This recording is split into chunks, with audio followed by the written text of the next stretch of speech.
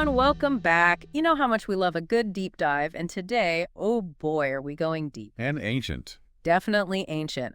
We're wading into the book of Genesis, chapter 15, to be precise. Buckling up for a covenant story, folks. Covenant, promise, drama. It's all jam-packed into this one chapter.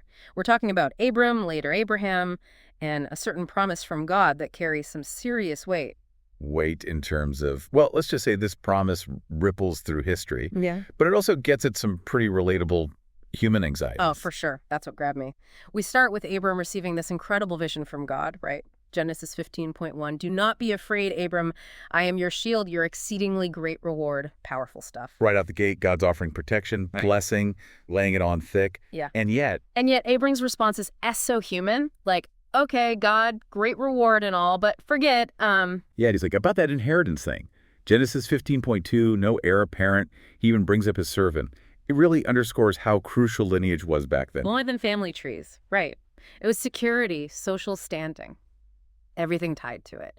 Understandable that Abram's freaking out a little. Totally. Yeah. This is where the story gets even wilder. God doesn't just talk. He gets ceremonial. Okay, so picture this, listeners. Genesis 15.9:11, things are about to get intense. Animal sacrifice intense. Abram's instructed to take a heifer, goat, ram, all 3 years old, plus a turtle dove and pigeon.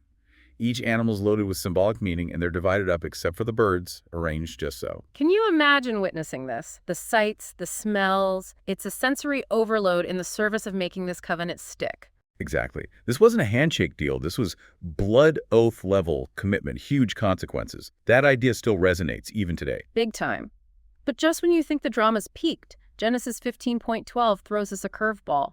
Darkness descends on Abram. Mood shift. And within that darkness, a prophecy that casts a long shadow over everything. Verses 13 and 14, God foretells Abram's descendants will face hardship 400 years in a foreign land.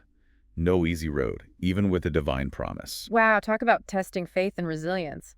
But then we come to the heart of it all, the promised land. And it's not some vague good things to come. Genesis 15.8 gets specific. God lays out the boundaries. From the river of Egypt to the great river, the river Euphrates. A land grant on a scale impossible to fathom. And it wasn't just about owning land. It was about identity, legacy, a future for his descendants that would be shaped by this promise. A promise that echoes through history, leading to both great hope and, unfortunately, conflict.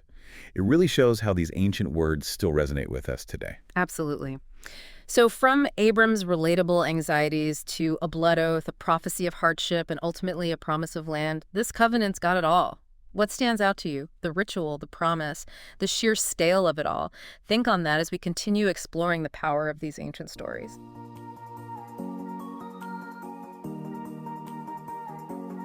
Thank you for spending this time with us. Toby, Eleanor, and our team of researchers are working hard to produce more episodes. If you value what we're doing here, please consider subscribing and sharing the word. Additionally, our podcast, RSS, and Patreon links can be found below. Listener support is what makes our work possible. Join us next time for another deep dive. God bless.